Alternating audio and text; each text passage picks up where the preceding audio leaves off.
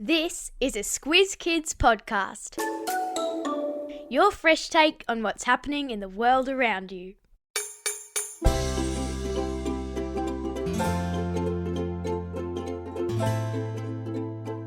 Thousands have arrived in Australia from Ukraine. There are millions all over the world, and some are pretty famous. This is your Squiz Kids Shortcut to Refugees, the podcast where we dive into the who, what, when, where, why, and how of the big news stories.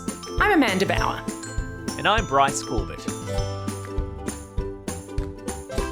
Bryce, for over a year, we've been following the news in Ukraine, where Russia's invasion and the terrible war that's being fought has caused more than 8 million Ukrainians to flee their country, making them refugees. Today, we'll take you through what a refugee is, where refugees in Australia have come from, and who are some of the refugees that have made a big contribution to life in Australia. Listen carefully, there's a squiz at the end. What? Bryce, we have some vocabulary to get through here. This podcast is about refugees, and refugees are different from migrants. Yeah, that's right. If you talk about someone taking refuge, like from the rain or from a big storm, it means that they've gone to a place of shelter or safety. Exactly. A refugee is someone who's left their country to seek shelter or safety.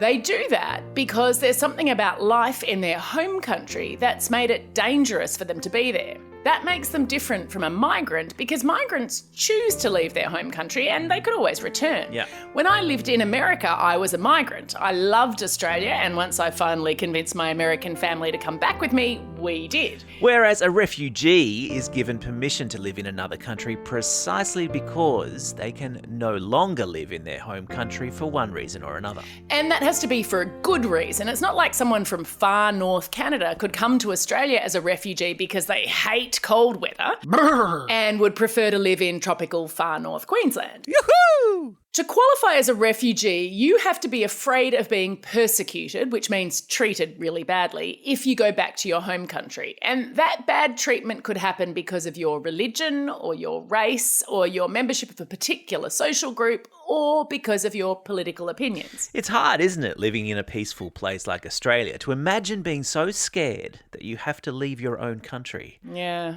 How many refugees are there in the world, Amanda?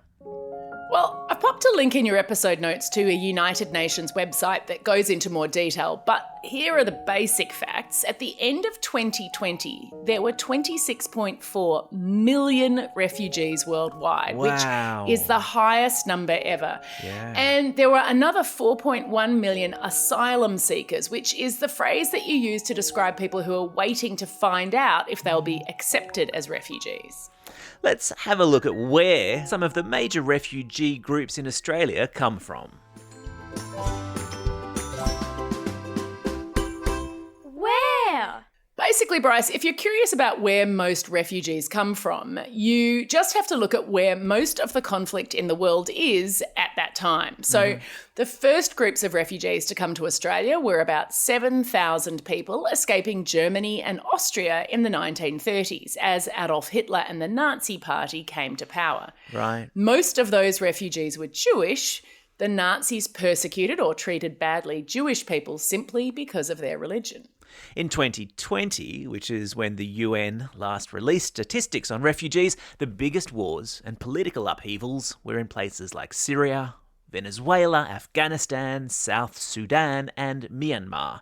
And more than 2/3 of the world's refugees came from those countries. Sadly, in 2022, we had to add Ukraine to that list. Now, Amanda, only 14% of the world's refugees end up living in developed countries like Australia. So where do most of our refugees come from? Well, that's changed over time, of course. After World War II, Australia took in people seeking refuge from war-ravaged Europe. And in the 1950s, a lot of them came from Eastern Europe, where the USSR, led by Russia, was taking over countries and persecuting people who didn't agree with their communist policies. Right. So people fled places like Hungary, Czechoslovakia, Poland. So those people were afraid they'd be discriminated against for their political opinions. Exactly. Now, one thing you might have noticed, Bryce, is that all those early refugees in Australia were coming from Europe. From 1901 until 1973, Australia had something called a White Australia policy. And there's no nice way of saying this, it was racist. Officially known as the Immigration Restriction Act, it made it difficult, almost impossible, for non-white people to come and live in Australia, either as refugees or as migrants. Yeah, it seems incredible to believe, doesn't it? That policy was taken down in 1973, and racial discrimination of any kind was outlawed in 1975. Well, it's about time. So pretty soon after that, we took in 100,000 refugees from Vietnam who were escaping the communist government there after the Vietnam War ended. More recently, Australia has taken in refugees from Afghanistan, Iraq, Iran, Sudan and Myanmar. People who feel unsafe in their home country because of war, their race, or because they're being persecuted for their Christian, Muslim or other religious beliefs. Bryce, one thing that really shocked and saddened me is that right now about 40% of all the refugees in the world are under the age of 18. Wow. It's hard for me to imagine how scary it must be for kids to have to leave everything behind. Yeah. Their homes, their schools, their friends, maybe even some of their family. But it is also pretty inspiring what some of those kids who are safely resettled in Australia have gone on to do. Yeah, let's learn about who came to Australia as a refugee and has made a big mark. Who? Bryce, have you ever heard of Ando? Yeah, of course. He's the author of the Weirdo kids book series. He's an artist, stand-up comedian. He has a TV show. He even came second, I think, in Dancing with the Stars. Yeah, that's right, he did. Well, when he was a kid, he and his family fled Vietnam and came to Australia as refugees. Right. His award-winning book, The Little Refugee, talks about what it was like escaping Vietnam. There are pirates involved in What? this story, and not the funny movie kind of pirate. Ahar, matey. Ando also shares in his book how hard it was at first in Australia when he spoke no English and he brought lunches to school that some of the other kids made fun of. I've popped a link in your episode notes to someone reading The Little Refugee aloud to learn some more. And as happy as refugees are to have escaped to safety, it can be really difficult adjusting to a new life. Yeah, absolutely. So Tan Lee came with her sister and her mum to Australia in 1982. And when they came here, they only had $16. Oh, wow. 17 years later, she was Young Australian of the Year, and now she's a Amazing. very successful entrepreneur, meaning she started her own business. Speaking of entrepreneurs, Bryce, have you ever been to a Westfield shopping centre? Duh. It'd be hard to avoid doing that. There are Westfields everywhere. Yeah, well, the Westfield dynasty was co-founded by Frank Lowy, who, you guessed it, was a refugee. He's Jewish and he came to Australia after surviving World War II. His first job here was in a metal factory, then he worked in a deli, and then he started his own deli with a partner, and from those really humble beginnings, he went on to become a billionaire. Wow. Refugees who've become artists, entrepreneurs, and sports stars too, I think.